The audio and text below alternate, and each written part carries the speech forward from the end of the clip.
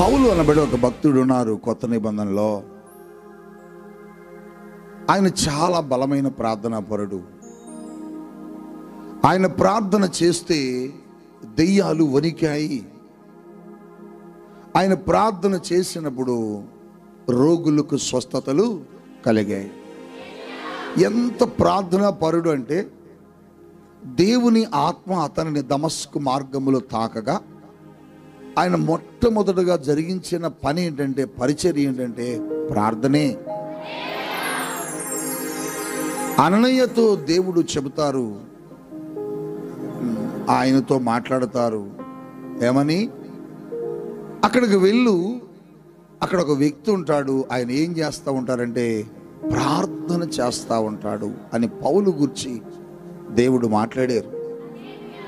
అప్పుడు అక్కడ భక్తుడు వెళ్ళడం, ఆయన కొరకు ప్రార్థించడం జరిగింది. ఎందుకు ఈ మాటను పరిశుద్ధాత్ముడు నీకు జ్ఞాపకం చేస్తున్నారంటే, ఆయన చాలా బలమైన ప్రార్థనా పరుడని చెప్పడానికి ప్రయత్నిస్తున్నాడు. పరిశుద్ధాత్ముని యొక్క ప్రయత్నం ఈ రాత్రి చాలా గొప్పగా ఉంది. నేను దేవుని ఆత్మతో నింపబడి ఈ స్థలంలో మాట్లాడుతున్నాను. ఆయన ప్రార్థించినప్పుడు ఎన్ని అద్భుతాలు జరగలేదు, ఎన్ని కార్యాలు దేవుడు చేయలేదు, ఎంతమందిని దేవుడు స్వస్థపరచలేదు. ఆయన ప్రార్థించినప్పుడట ఆయన వస్త్రములలో నుంచి, నడికట్లలో నుంచి దేవుని ప్రభావం ప్రజలను తాకగా వారు స్వస్థత పొందిరి. అసలు ఎంత ప్రార్థనాపరుడు అనేది మనం ఆయన జీవితం అంతా, ఆయన రాసిన పత్రికలంతా చదువుతున్నప్పుడు మనకు అర్థమైంది. అటువంటి ఒక ప్రార్థనాపరుడు రోమా సంఘాన్ని ఆయన ఒక విజ్ఞాపన చేస్తూ ఒక సహాయం కోరుతున్నాడు. ఎంతో మందికి ప్రార్థన చేసినటువంటి పౌలు, ఎంతో మందికి స్వస్థతలు కలుగునట్లుగా ప్రార్థన జరిగించినటువంటి పౌలు, రోమా సంఘానికి ఆయన ఒక సహాయం కోరుతున్నాడు. ఏమిటా సహాయం అంటే, రోమీలకు రాసిన పత్రిక 15వ అధ్యాయం 30వ వచనం నుండి ఒకసారి చదువుకుందాము. సహోదరులారా, నేను యూదయలోనున్న అవిధేయుల చేతుల్లో నుండి తప్పింపబడి యెరూషలేములో చేయవలసి ఉన్న ఈ పరిచర్య పరిశుద్ధులకు ప్రీతికరముగా ఉండునట్లు నేను దేవుని చిత్తము వలన సంతోషముతో మీ యొద్దకు వచ్చి మీతో కలిసి విశ్రాంతి పొందునట్లు మీరు నా కొరకు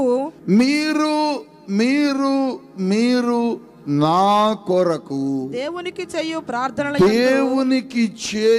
ప్రార్థనలన్నిటిలో నాతో కలిసి పోరాడవలెనని మన ప్రభువైన యేసుక్రీస్తును బట్టి ఆత్మ వలన ప్రేమను బట్టి మిమ్ములను బ్రతిమాలుకొనుచున్నాను. పౌలు కొరింథీయుల సంఘానికి ఒక రిక్వెస్ట్ లెటర్ రాస్తున్నాడు. ఒక అద్భుతమైనటువంటి సహాయం కావాలి మీది నాకు అని అడుగుతున్నాడు. ఒక సహాయమును అర్జిస్తున్నాడు రోమా సంఘంతో, రోమా పత్రికలో రోమా సంఘంకు. ఏమని అడుగుతున్నాడంటే, మీరు నా కోసం ప్రార్థన చెయ్యండి. మీ అనుదిన ప్రార్థనలలో, మీరు జరిగించే పరిచర్యలో, మీరు జరిగిస్తున్న ప్రార్థనలలో మీరేం చేయాలంటే, నాతో కలిసి ప్రార్థనలో మీరు కూడా ప్రభువుని అడగండి, పోరాడండి, అడగండి, నా నిమిత్తము మీరు ప్రార్థన చెయ్యండి అని బ్రతిమలాడుతున్నాడు. ఎంత ఆశ్చర్యమైన సంగతి!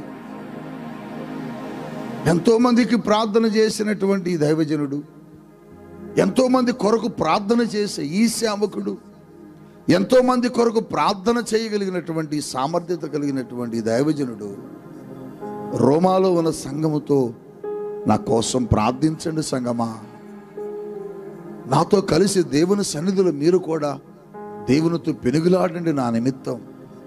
నా కోసం మీరు అందరూ ప్రార్థన చెయ్యండి, నా కొరకు మీరు ప్రార్థన చేయండి అని దైవజనుడైన పౌలు రోమా సంఘాన్ని కోరుతున్నాడు. ఈ రోజున దేవుని బిడ్డలారా, నీ జీవితంలో, నా జీవితంలో, మన జీవితాల్లో కూడా ఇలా ప్రార్థన చేసే ఒక సహవాసాన్ని సంపాదించుకోవాలి. ఇలా ప్రార్థన చేసే ఒక గుంపును మనం పొందుకోవాలి.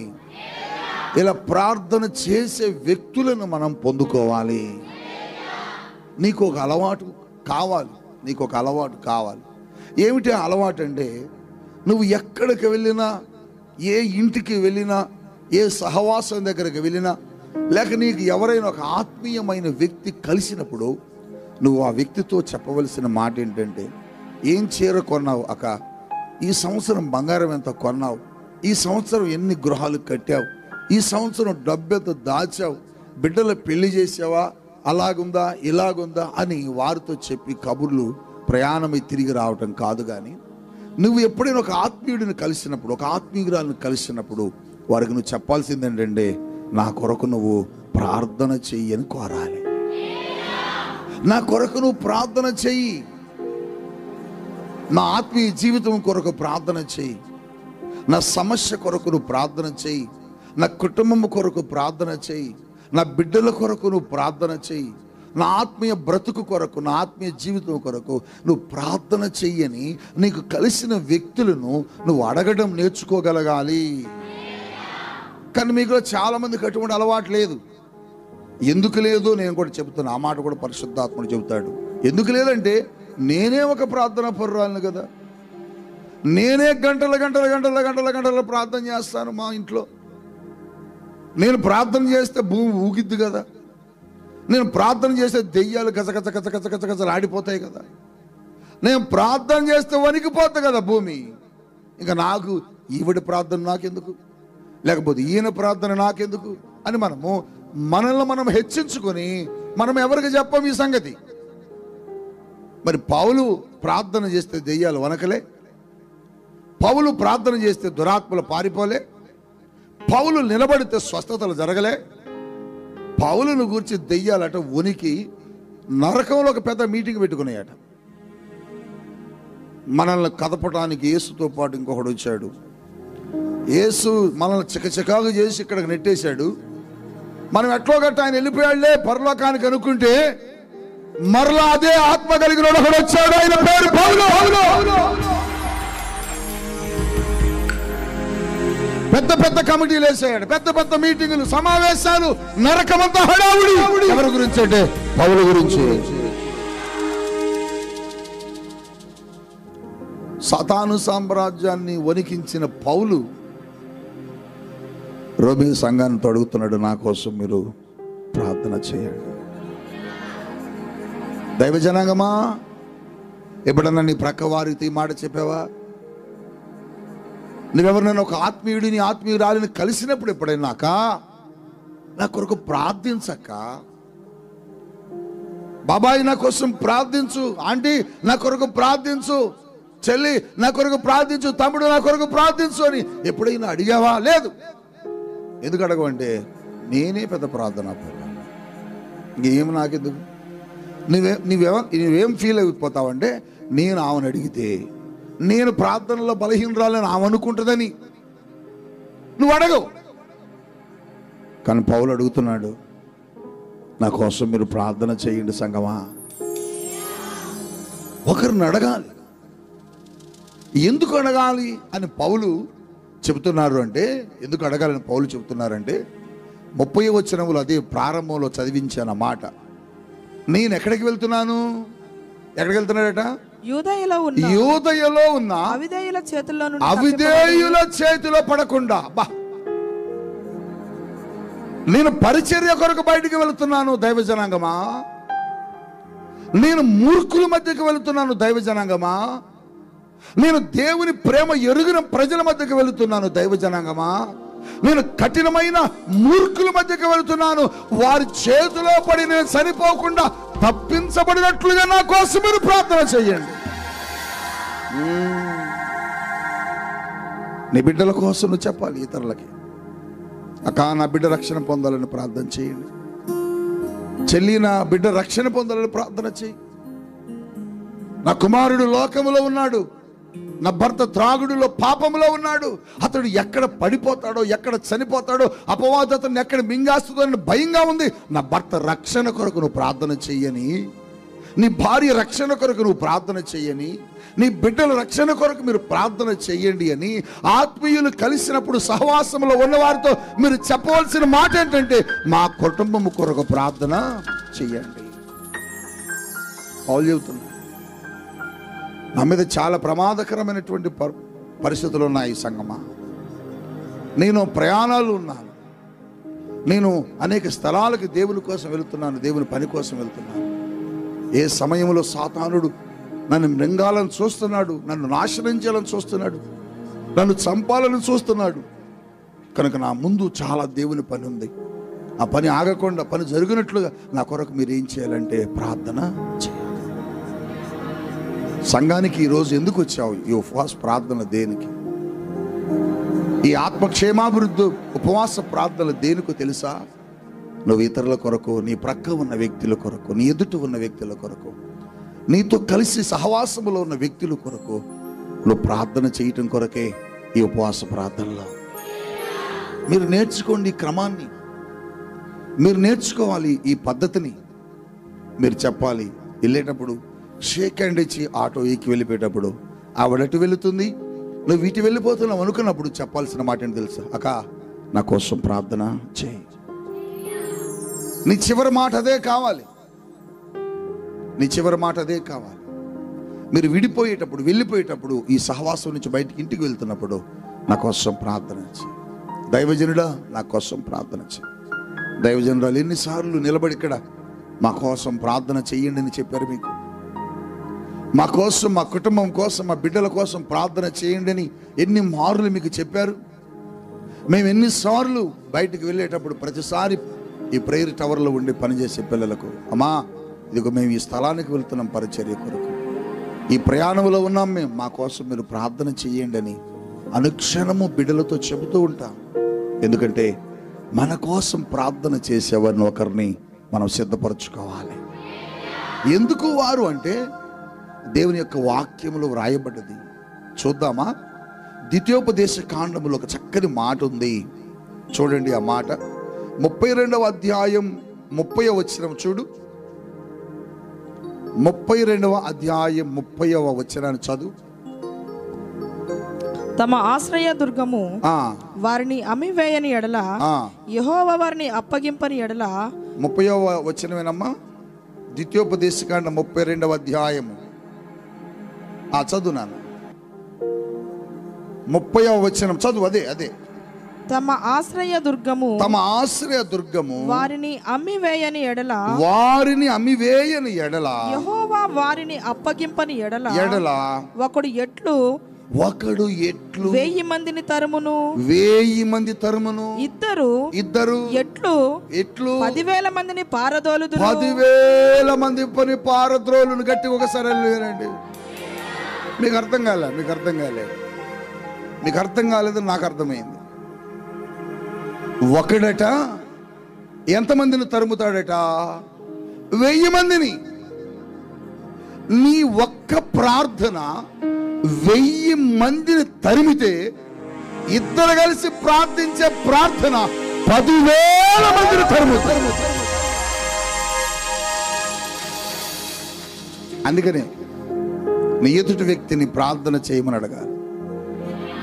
నువ్వు ఒక్కదాని ప్రార్థన చేస్తే 1000 దురాత్మలను తరిమేస్తావు,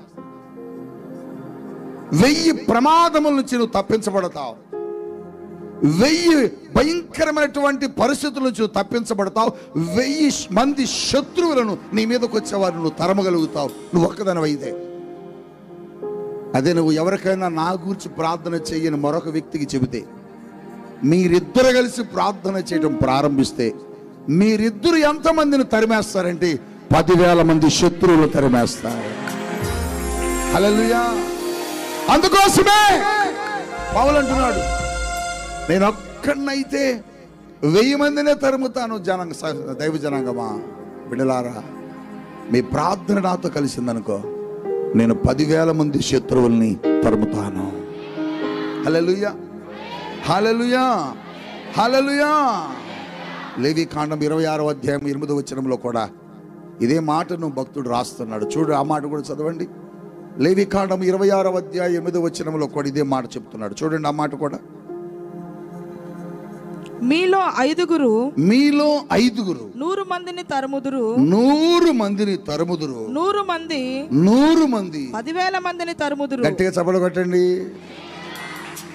మీరు 5 కలిసి ప్రార్థన చేస్తే ఎంతమందిని తరిమేస్తారు? 100 మందిని, అంటే 100 మందిని. నా వైపు చూడాలి కదా.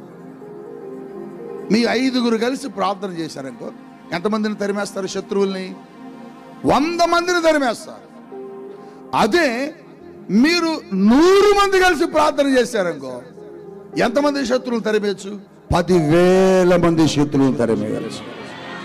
ఈ ఫాస్టింగ్ ప్రేయర్స్లో ఐక్యముగా సంగముగా కూడుకొని ఇన్ని 100 మందిగా మనం ప్రార్థన చేసేది ఎందుకంటే, నేనొక్కనే ప్రార్థన చేస్తే నేను 100 మందినే తరుముతాను. దైవజనరాలు ప్రార్థన చేస్తే దైవజనరాలు ఒక్కరు 100 మందినే తరుముతారు.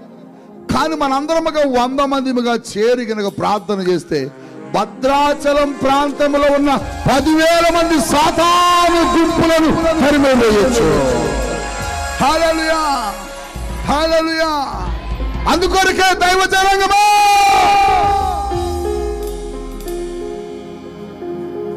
నేను యూదుల మధ్యకు వెళుతున్నాను, నేను పరిచర్యకు వెళుతున్నాను.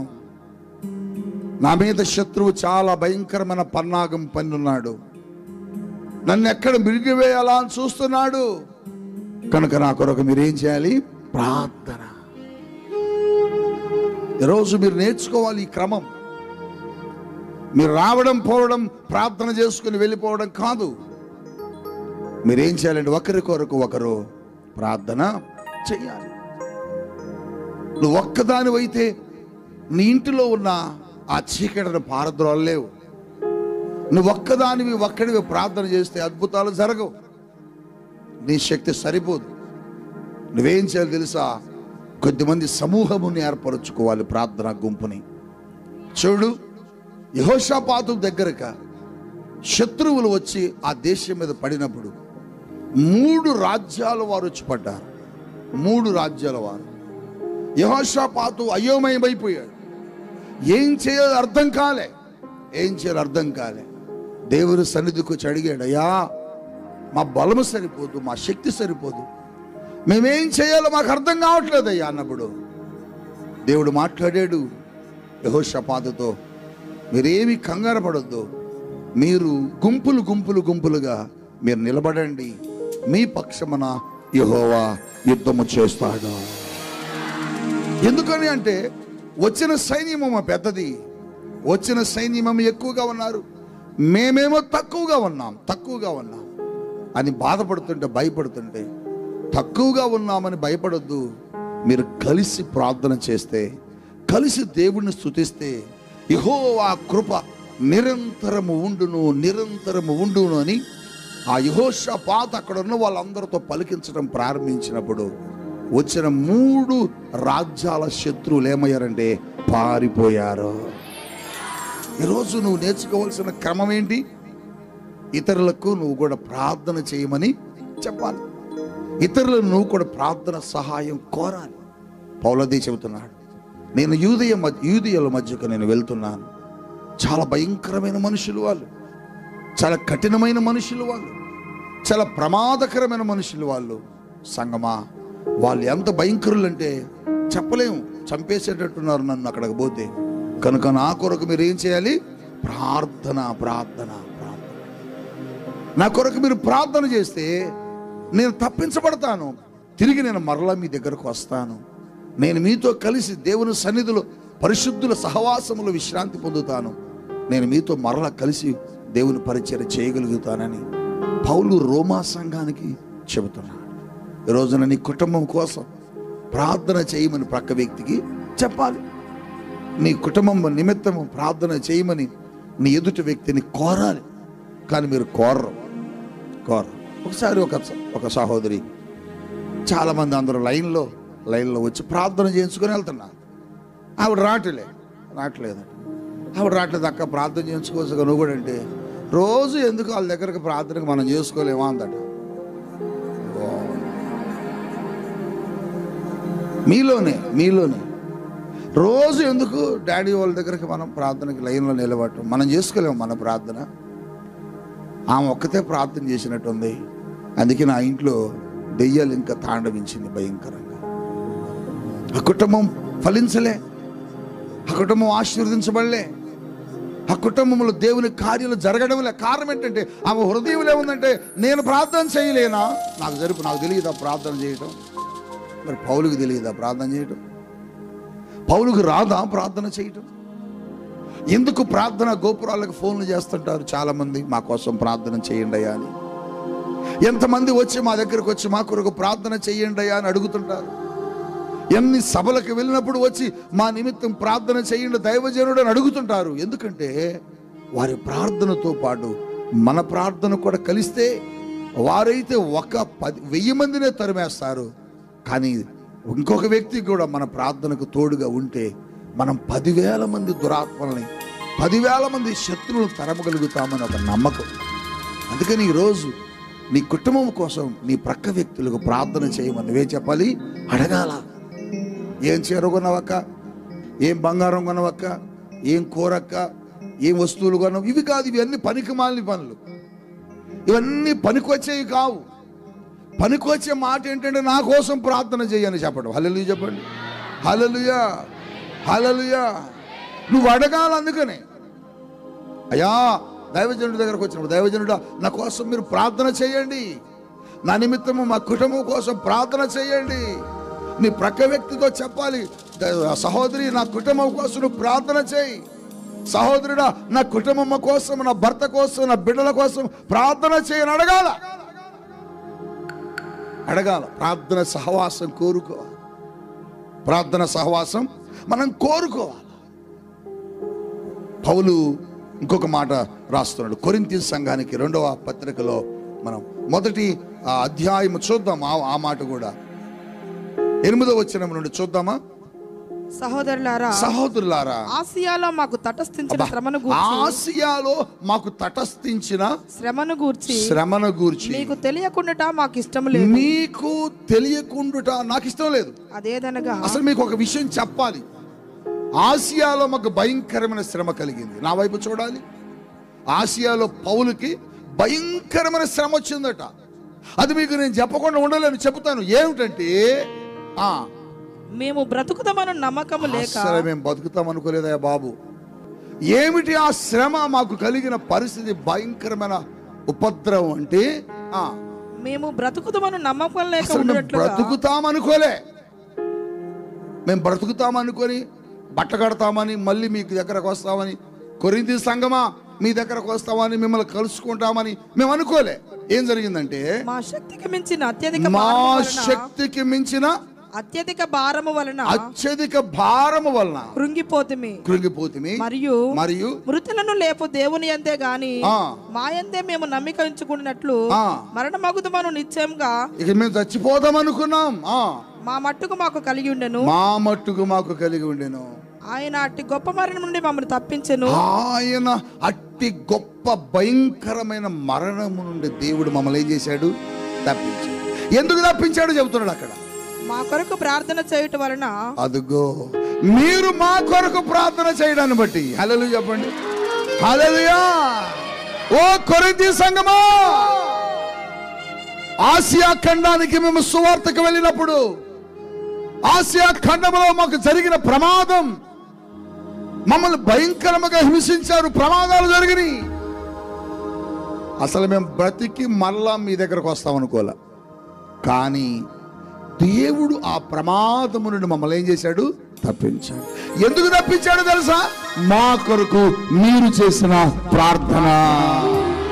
మీరు చేసిన ప్రార్థన వల్ల మేము ఇక్కడికి వచ్చాం.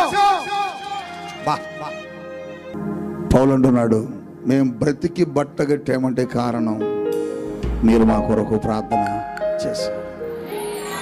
అంటే ప్రభుల కొరకు సంఘం ఏం చేస్తుంది? అది నీ దైవజనుడు నీ దైవజనురాలు నిత్యము పరిచర్య తిరుగుతూ ఉంటారు. మీ సేవకులమైన మేము నిత్యము దేవుని పరిచర్య కొరకు ప్రయాణాల్లో ఉంటాం. బయటికి వెళ్ళిన మనిషి తిరిగి వస్తాడో రాడో తెలియదు.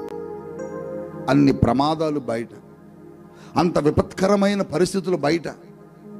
మరి నీ దైవజనుడు ఇన్ని పరిస్థితుల్లో ప్రయాణిస్తున్నప్పుడు నీ దైవజనుల కోసం నువ్వేం చేయాలి? ప్రార్థన. అలాగనే మీ దైవజనులైన మేము కూడా మాకు మీరు ప్రార్థన అవసరతలు చెప్పినప్పుడు మీకోసం, మీ కుటుంబాల కోసం మేమేం చేస్తామంటే అన్ని వేళల దేవుని సన్నిధిలో ప్రార్థిస్తూనే ఉంటాం. పౌలు అంటున్నాడు, మా కొరకు మీరు చేసిన ప్రార్థన. ఈరోజు నువ్వు చెప్పు, నీ కొరకు కూడా ప్రక్క వ్యక్తి ప్రార్థన చేసేటట్టుగా చెప్పు. నా కుటుంబం కోసం ప్రార్థన చేయక్క, నా బిడ్డ కోసం ప్రార్థన చేయక్క, నా భార్య రక్షణ లేదక్క, నా భర్తకు రక్షణ లేదక్క, నా భర్త త్రాగుతున్నాడు, తిరుగుతున్నాడు, నా బిడ్డలు లోకంలో ఉన్నారు, వారి కోసం ప్రార్థన చేయవా అని వారిని కలుసుకొని షేక్ హ్యాండ్ ఇచ్చి ప్రార్థన చేయవని చెప్పాను. అంతేగాని వచ్చేసి ఏం చేరా, ఏం కూర, ఎలా ఉన్నావు, ఏంటి అని కబుర్లు చెప్పుకొని వెళ్ళిపోకూడదు మందిరానికి. ఇన్ని వందల మందిగా కూడుకుంటున్న ఈ స్థలంలో, ఇన్ని వేల మందిగా కూడుకుంటున్న ఈ సహవాసంలో నీ కోసం ప్రార్థన చేయడానికి ఎన్ని వేల మంది ఉన్నారు ఇక్కడ ఈ రోజున. ఎన్ని వందల మందిని దేవుడు నీకు ఇచ్చాడు. నువ్వు కలిసిన ప్రతి వ్యక్తికి చెప్పవలసిన మాట ఏంటంటే, నా కోసం నువ్వు ప్రార్థన చేయి. ఆత్మీయుల కొరకే చెప్పాలి, ఆత్మీయులకే చెప్పాలి, అందరికీ కాదు. ఆత్మీయులు ఆమె ప్రార్థన చేస్తుంది అని నీకు నమ్మకం ఉన్నప్పుడు ఆ వ్యక్తికి నువ్వు చెప్పాలి, ఆ వ్యక్తితో నువ్వు చెప్పాలి, ఆ వ్యక్తితో నువ్వు మాట్లాడాలి. ఇది నేర్చుకోండి సంఘంలో. ఈ అలవాటు మీకు రావాలి. అందుకోసమే పౌలు అంటారు, నా కోసం మీరు ప్రార్థన చేసి. చూడు, కొలసీలకు రాసిన పత్రిక 4వ అధ్యాయంలో కూడా అదే మాట చెబుతున్నాడు. 2-4 వచనాలు చూడండి. కొలసీలకు రాసిన ఆ పత్రిక 4వ అధ్యాయము 2వ వచనం నుంచి, ప్రార్థన యందు నిలకడగా ఉండి, ప్రార్థన యందు నిలకడగా ఉండి, కృతజ్ఞత గలవారై దాని యందు మెలకువగా ఉండుడి, మరియు నేను బంధకములలో ఉంచబడుటకు కారణమైన క్రీస్తు మర్మమును గూర్చి నేను బోధింపవలసిన విధమే గాని ఆ మర్మమును వెల్లడిపరిచినట్లు వాక్యము చెప్పుటకు అనుకూలమైన సమయము దేవుడు దయచేయవలెనని మా కొరకు ప్రార్థించుడి. దేవునికి స్తోత్రం చెప్పొచ్చు కదా. ఏం చేయమన్నాడు? మా కొరకు ప్రార్థన చేయండి, నా పరిచర్య కొరకు ప్రార్థన చేయండి, నా ప్రయాణాల కొరకు ప్రార్థన చేయండి, నా పరిస్థితుల కొరకు ప్రార్థన చేయండి, నా సువార్త కొరకు ప్రార్థన చేయండి సంగమా అని సంఘమును కోరుతున్నాడు భక్తుడైన పౌలు. ఈరోజు దేవుని సన్నిధిలో ఒక దైవజనుడిగా చెబుతున్నాను, మీకు ఈ అలవాటు మీకు రావాలి, ఈ పద్ధతి మీకు రావాలి, ఈ విధానం మీకు తెలియాలి. దేవుని సేవకుల దగ్గరకు వచ్చి మీరు చెప్పాలి, అయ్యా నాకు ఈ సమస్య ఉన్నది, నా కొరకు ప్రార్థన చేయండి అయ్యా. మేం చెబుతాం, పలానా వ్యక్తికి సమస్య వచ్చిందట సంఘంలో, ఆ వ్యక్తి కొరకు మనం ప్రార్థన చెయ్యండి అని చెప్పాలి. అందరం కలిసి మనం ప్రార్థన చేస్తే ఆ కుటుంబం కోసం. చూడండి, 5 1000 మందిని తరిమితే చెప్పండి 100 మంది, 5 100 మందిని తరిమితే 100 మంది 10,000 మందిని తరుముతారు కదా. చూసావా? ఆ సంఘము అత్యాశక్తితో పేతురుని చెరసాలలో వేసినప్పుడు సంఘమంతా ఏం చేశారంటే అత్యాశక్తితో దేవుని సన్నిధిలో ప్రార్థన చేశారు. నేనంటాను, పేతురు హాయిగా పడుకున్నాడు, అక్కడ ప్రార్థన చేసుకున్నాడు, అయిపోయింది, పడుకున్నాడు. కానీ పేతురు కొరకు ప్రార్థన చేస్తున్న సంఘం ఒకరు కాదు, ఇద్దరు కాదు, వందలాది మంది ఆ ఇంట్లో కూడుకొని ప్రార్థన చేస్తుంటే దేవుని దూత పరలోకం నుండి దిగి చెరసాల దగ్గరకు వెళ్ళి చెరసాల పునాదులు పగలగొట్టి లోపలికి వెళ్ళి ఆయనకి వేయబడిన గొలుసులను తెంచివేసి పేతురును లేపుకొని తీసుకొని ఎవరు ప్రార్థిస్తున్నారో, ఎక్కడ ప్రార్థిస్తున్నారో వాళ్ళ దగ్గరికి దేవుడు తీసుకొచ్చాడు. నేనంటాను, నీ కొరకు సంఘం ప్రార్థించినప్పుడు, నీ కొరకు సహవాసములో ఉన్నవారు ప్రార్థించినప్పుడు, నీ భర్త ఏ బంధకాల్లో ఉన్నా, నీ బిడ్డలు ఏ బంధకాల్లో ఉన్నా, నీ కుటుంబం ఏ బంధకాల్లో ఉన్నా, ఏ త్రాగుబోతైనా తిరుగుబోతైనా ఏ పాపములో ఉన్నా, వాడి మీద ఉన్న కట్లన్నీ ఏమైపోతాయంటే తెగిపోతాయి. అందుకొరకు సంఘములో ఉన్న వ్యక్తులు ఒకరి కొరకు ఒకరు ఏం చేయాలి? మాట్లాడుకొని ప్రార్థన చేయాలి. చెప్పండి ఏం చేయాలి? ఆమెను చూస్తే అంటుంది, ఏమని చూస్తే అంటుంది. ఇట్లా ఉన్నప్పుడు నువ్వేం ప్రార్థన చేస్తావు చెప్పు? ఎస్తేరమ్మను చూస్తేనేమో సువార్త మగబడదు, సువార్తమ్మను చూస్తేనేమో మరియ మగబడదు, మరియమ్మను చూస్తేనేమో మార్త మగబడదు. అలాంటి సంఘంలో నువ్వు ఉన్నప్పుడు ఇక నువ్వు ఒకరికొకరికి ఏం ప్రార్థన చేసుకోగలుగుతారు? చేయలేరు. అందుకొరకు సంఘం ఎలా ఉండాలంటే ఐక్యతతో ప్రార్థన చేయగలగాలి. చెప్పండి, ఐక్యతతో ప్రార్థన. మీకు ఒకరికొకరు విభేదాలు ఉండకూడదు. అసలు సహవాసంలో విభేదాలు ఉంటే సాతానుడు ఎంత తెలివిగలడంటే విభేదాలు పెడితే ఒకరు ప్రార్థన చేసుకోరు. ఇక ప్రార్థన చేసుకోరు కాబట్టి వీళ్ళ జీవితాల కార్యాలు జరగవు. అందుకని మీకు ఒకరికొకరు పడకుండా చేస్తాయి ఎవరు? సాతాను. అందుకొరకే సాతానుడు వేసే ఆలోచనలోకి మీరు వెళ్ళకూడదు. మీరు దేవుని ఆలోచనలో నిలబడాలి. హల్లెలూయా. ఒకరికొకరు ప్రార్థన చేసుకోవాలి. ఒక ఇంట్లో ప్రార్థన జరుగుతుందంటే, ఆ ఇంట్లో ఏదైనా కార్యక్రమం జరుగుతుందంటే సంఘం వెళ్ళాలి. ఆ ఇంటి సహవాసం, ఆ కుటుంబంలో అవసరతల కొరకు ప్రార్థన చేయాలి.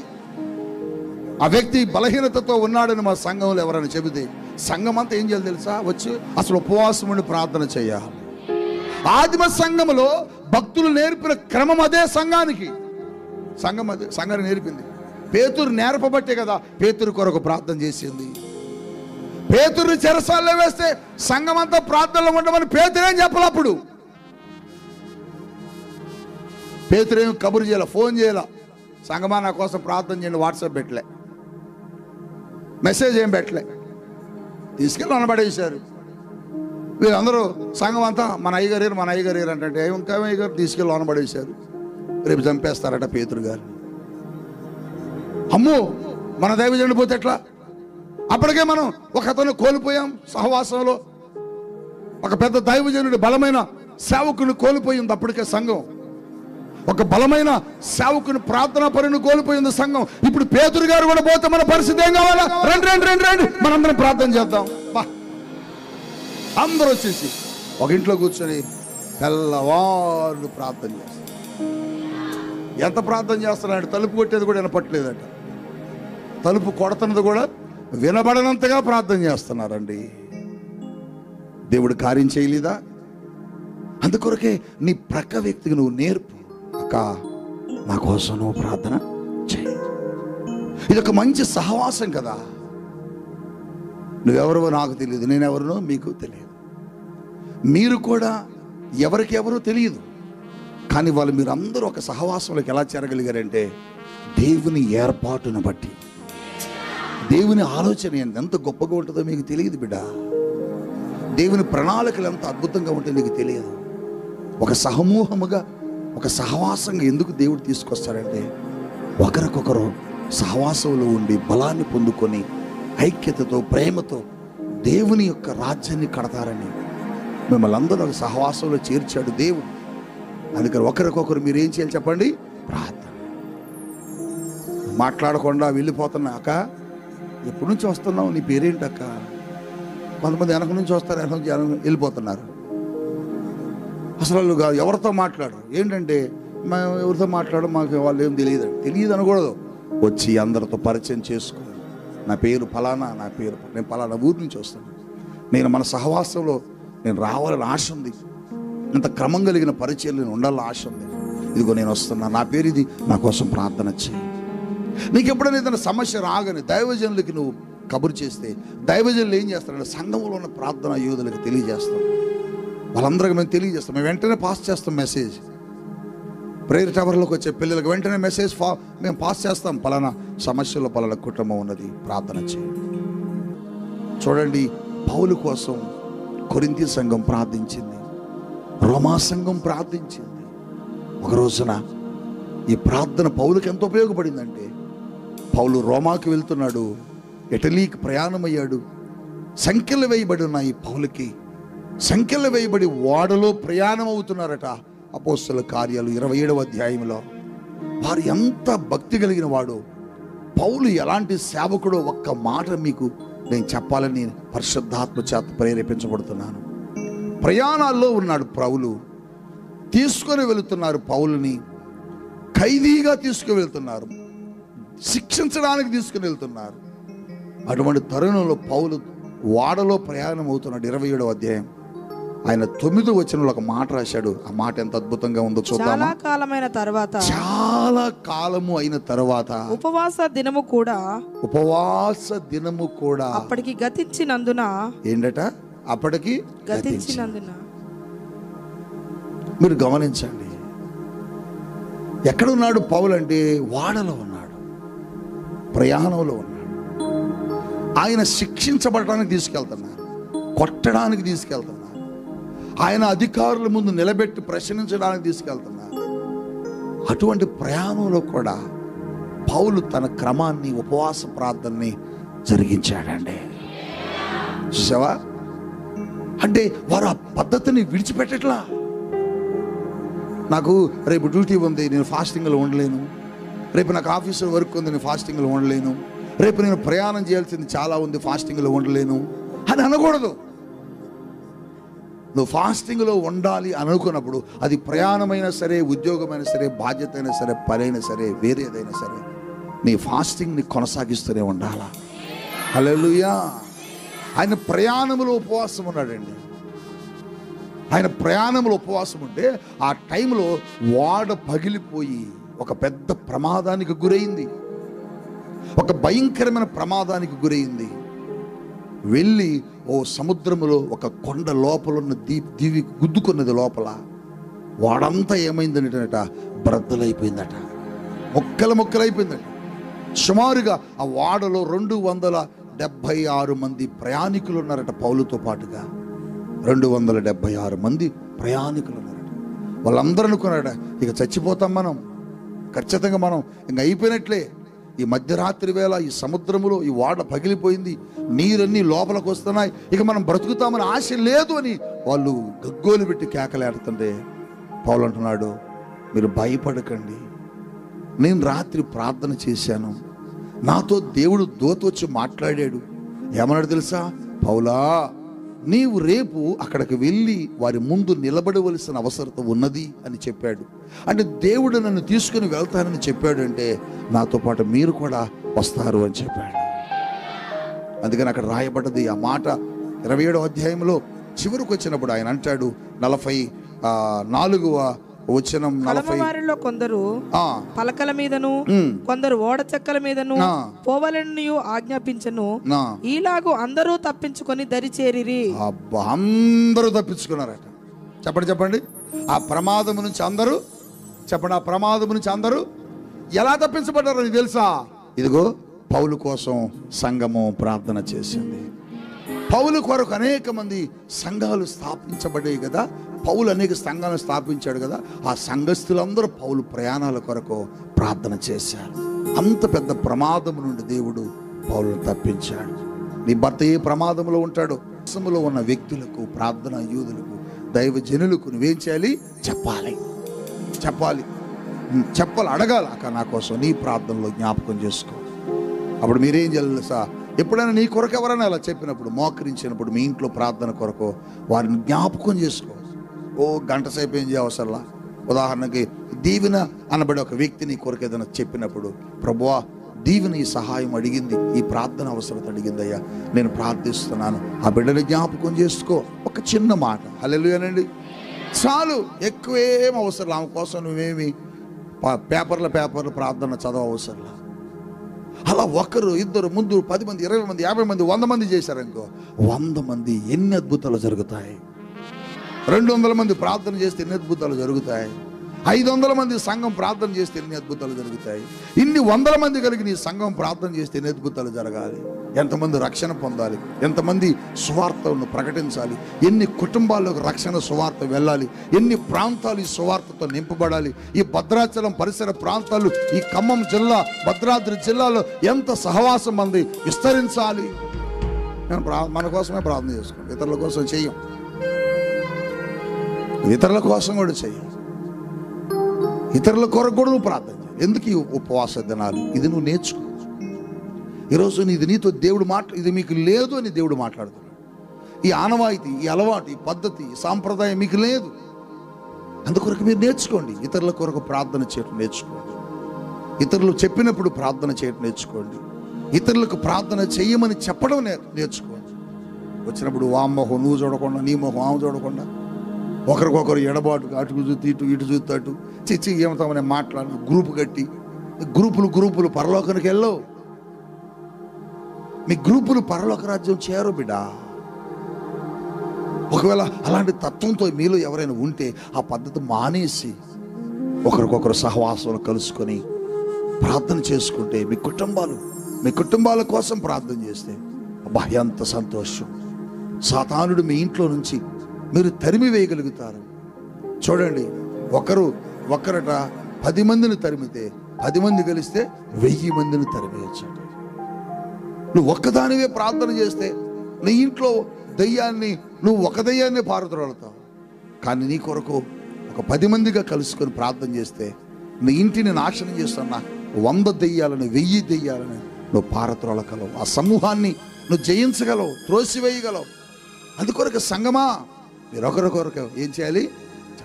ఒకరికొరకు పక్కన వాళ్ళకి చెప్పుకోండి. అక్క నా కోసం నువ్వు ప్రార్థన చెప్పు, బాబు నా కోసం ప్రార్థన చెప్పుకోరా. ఇటు కొట్టి చెప్పరా, కొట్టి చెప్పు నా కోసం, కొట్టు ఇటు ఒక దెబ్బ కొట్టు. ఒకరికొకరు చెప్పుకోవాలి. వెళ్ళేటప్పుడు మెట్లు దిగి వెళ్ళిపోతుంటారు కదా, దిగిలేడు అక్క ప్రే చెయ్యే వచ్చింది డాడీ మా కోసం ప్రార్థన చేయి. మనందరం కలిసి ప్రార్థన చేస్తే అసలు మన కుటుంబాలు ఎంత సంతోషంగా ఉంటాయి. మన కుటుంబంలో మీ బిడ్డలు ఎంత ఆనందంగా ఉంటారో. ఏ ప్రమాదమైన దాన్ని దేవుడు ఏం చేస్తాడు?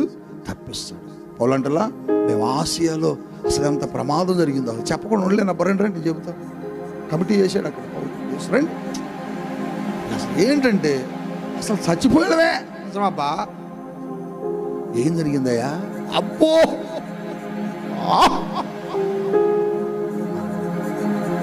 చెప్పండి పౌలు గారు, అసలు అటు మామూలు కాదు. చెప్పండి ఏం జరిగింది? అని చెప్పాడు. మరణం మమ్మల్ని వెంటాడు, అయితే మమ్మల్ని దేవుడు తప్పించాడు. అక్కడ ఆగలే. దేవుడు ఎందుకు తప్పించాడంటే నా కొరకు మీరు ప్రార్థన చేసి. అదే సంగమా, ఒకరికొకరు మీరు ఏం చేయాలి చెప్పండి? మా కోసం కూడా మీరు ప్రార్థన చేయాలి.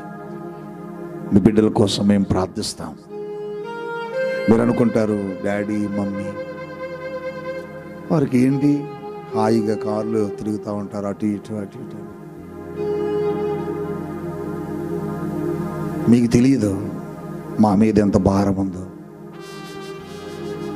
ఎందుకు రాత్రి 2 గంటల వరకు 3 గంటల వరకు ప్రార్థనలో ఉంటాం? నా ఒక్కడి కోసం అంతసేపు ఎందుకు ప్రార్థన? నా ఒక్కడి కోసం అన్ని గంటలు నాకు ఎందుకు ప్రార్థన? నా ఒక్కడి కోసమే, నా కుటుంబం కోసమే అయితే 9ంటికి మోకరిస్తే 9:30 అయిపోద్ది. మరి 2 గంటల దాకా ఎవరి కోసమయ్యా నువ్వు? మీకోసమే, మీ కుటుంబాల కోసం, మీ భర్తల కోసం, మీ భార్యల కోసం, మీ బిడ్డల కోసం, మీ క్షేమం కోసం. మీ కుటుంబాల్లో మీ పిల్లలు ఎక్కడెక్కడ చదువుతూ ఉంటారు, వారు క్షేమంగా చదువుకోవాలని, మంచిగా రావాలని, మంచి మార్క్స్ పొందుకోవాలని, మంచి ఉద్యోగాల్లో స్థిరపడాలని, వారిని ప్రపంచ స్థాయిలో గొప్ప గొప్ప వ్యక్తులతో నువ్వు కూర్చోబెట్టు ప్రభువా. మా సంఘము నుంచి బిడ్డలను మీరు బ్లెస్ చేయండి. మా సంఘము నుంచి నలుమూలలకి దేశవ్యాప్తముగా మా బిడ్డలు విస్తరించాలి అని మీ కుటుంబాలు, మీ బిడ్డల కోసం మేము ప్రార్థన చేస్తాం.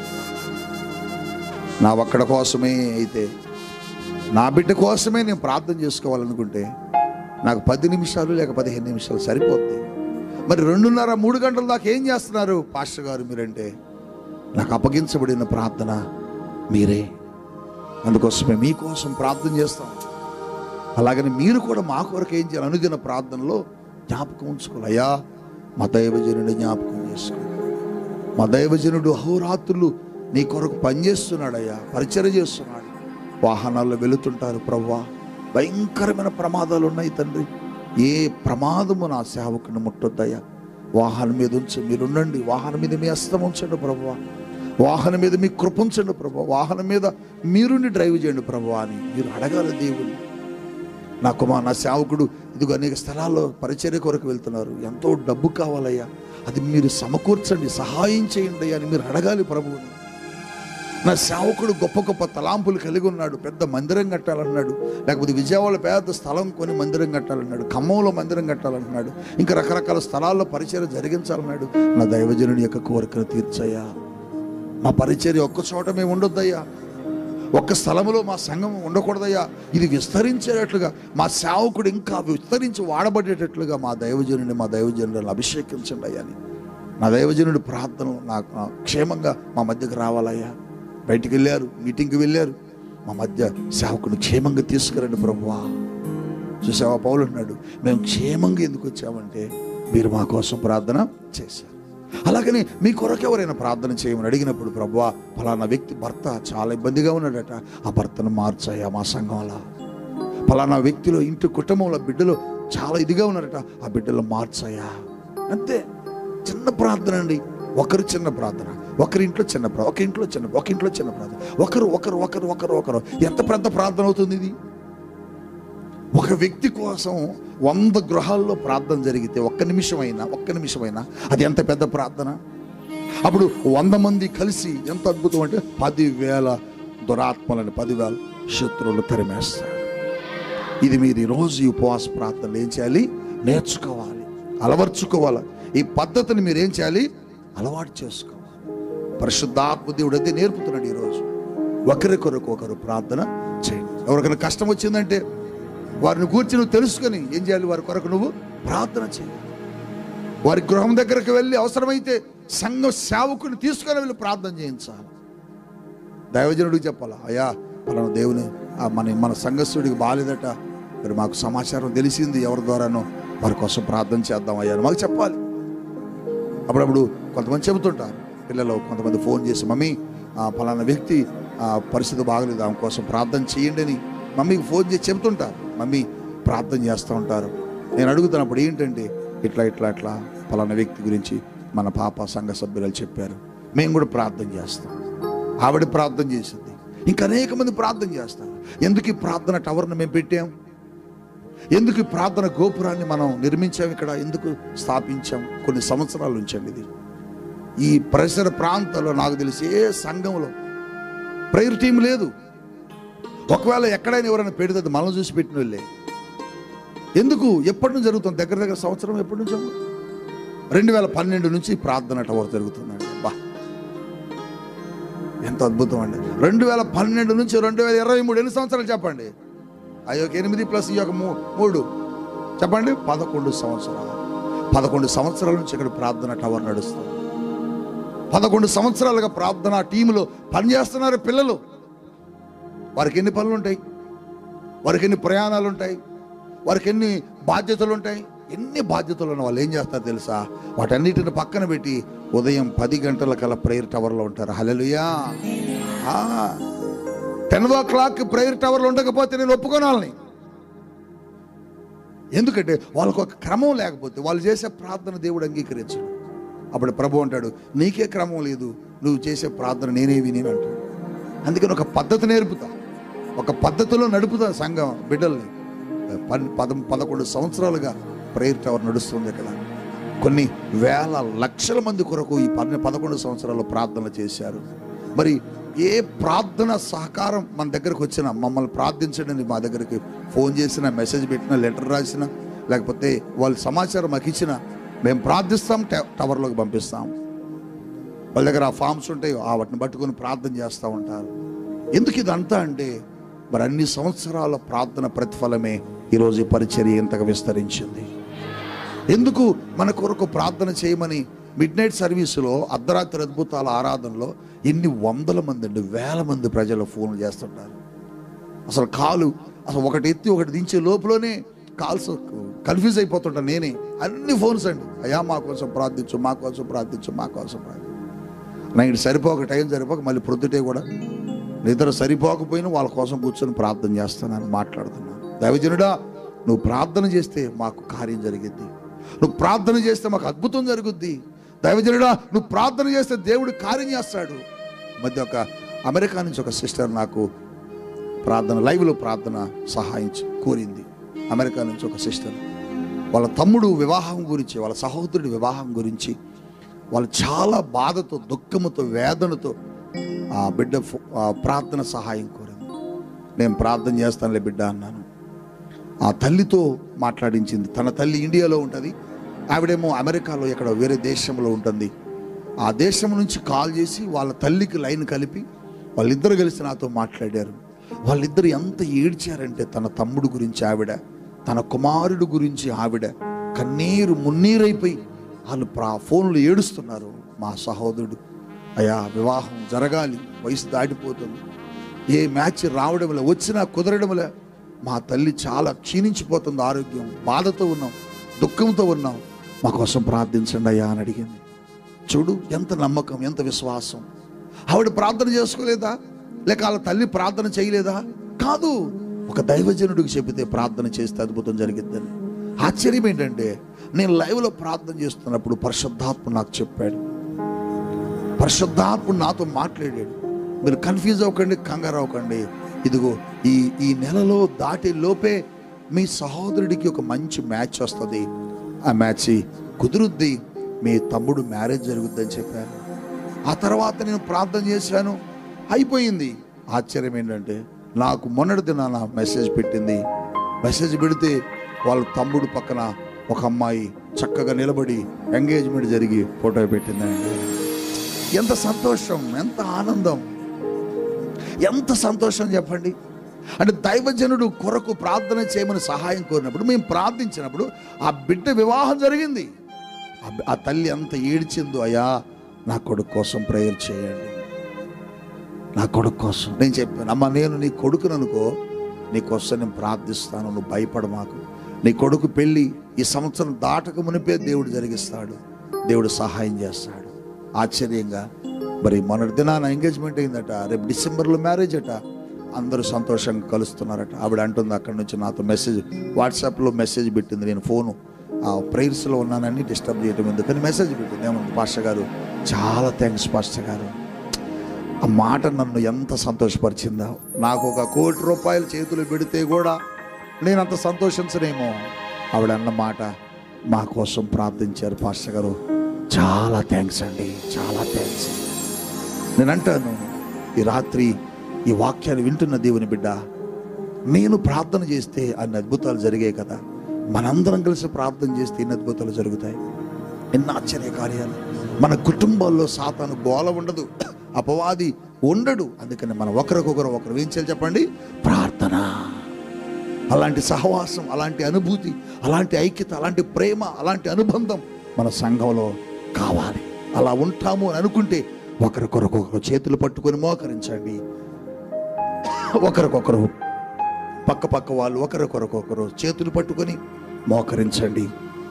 ఒకరికొకరు చేతులు పట్టుకోండి.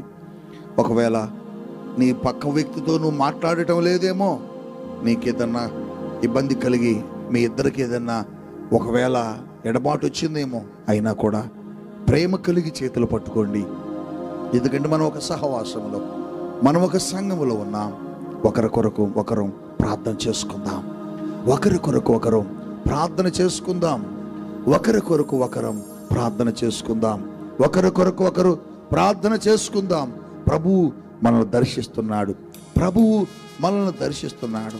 నీ చెయ్యి పక్క వ్యక్తితో పట్టుకున్నప్పుడు నీవు ఆయన కొరకు ప్రార్థన చేయి, ఆవిడ నీ కొరకు ప్రార్థన చేస్తుంది.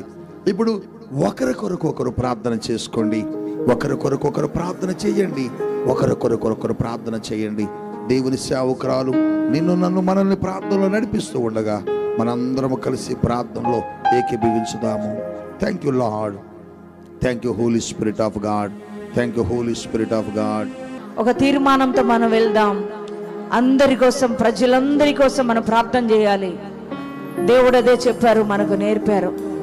అందరి కోసం మనం ప్రార్థన చేయాలి. మా సంఘంలో తోటి సహోదరుల కొరకు అందరి కోసం మనం ప్రార్థన చేయాలి.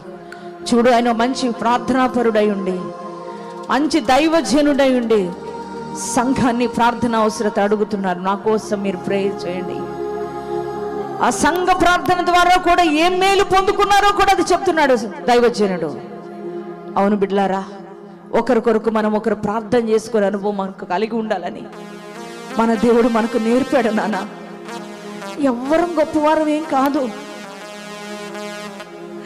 దేవుని బిడ్డలారా, ఒకరి కొరకు ఒకరు ప్రార్థన చేసుకునే అనుభవం మనకు కావాలి. మా కోసం మీరు చేయాలి, మీకోసం మేం చేయాలి. ఈ ప్రార్థన సహవాసం అనుభవం మనకు కావాలి. ఈ ప్రార్థన సపోర్ట్ మనకు కావాలి. ఏదో ధనము బలము ఇవి కాదు మనకు సపోర్ట్.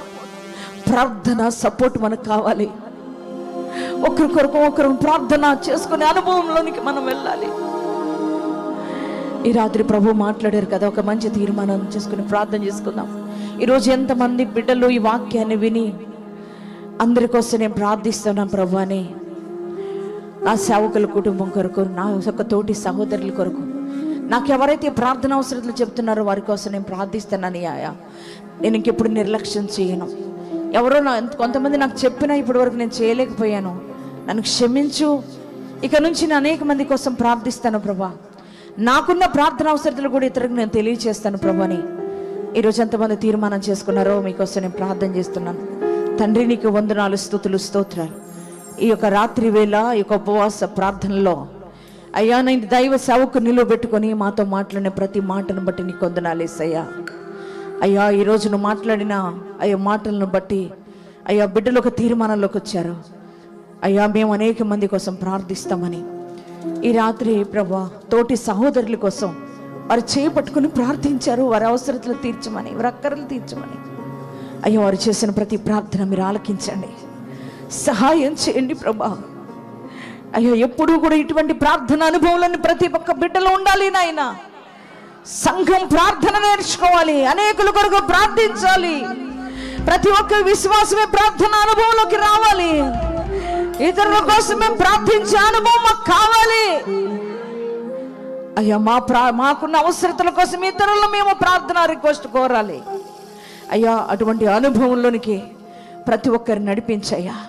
ఈరోజు ఎంతమంది ఈ రోజు నుంచి నేను అనేకుల కొరకు నేను ప్రార్థిస్తాను, దేవుడు నాతో మాట్లాడాడు, నాకు ఈ భారం ఇచ్చాడు, దేవుడిని ఖచ్చితంగా చేస్తానని ఎంతమంది తీర్మానం చేసుకున్నారో ప్రభా, ఈ తీర్మానంలో ప్రతి ఒక్కరిని స్థిరపరచమని ప్రార్థిస్తున్నాను, బలపరచమని ప్రార్థిస్తున్నాను. తండ్రి, నీకే స్తోత్రాలు నాయన.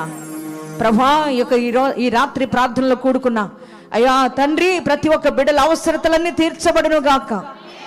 అయ్యా, ప్రతి ఒక్కరిని ప్రార్థన అనుభవంలో నింపుదువు గాక, ప్రార్థన శక్తితో నింపుదువు గాక, ప్రార్థన ఆత్మతో నింపుదువు గాక, పరలోక అభిషేకముతో నింపుదువు గాక. తండ్రి, ఆత్మికంగా, శారీరకంగా, మానసికంగా, భౌతికంగా, ఆర్థికంగా, కుటుంబ పరంగా, వ్యక్తిగతంగా నాయన, ఉద్యోగ రీత్యా, వ్యాపార రీత్యా, ఆరోగ్య రీత్యా నాయన అయ్యా నీ బిడ్డలకు సేవా రీత్యా అయ్యా ఎవరెవరికి ఏ అవసరతలు ఉన్నాయో ప్రతి అవసరత నీ మహిమత ఐశ్వర్యం నుంచి తీర్చబడును గాక. లైవ్ చూస్తున్న దేవుని పిల్లలందరి జీవితాల్లో కూడా వారికి ఉన్న ప్రతి అవసరత తీర్చబడును గాక, ప్రతి అక్కర తీర్చబడును గాక.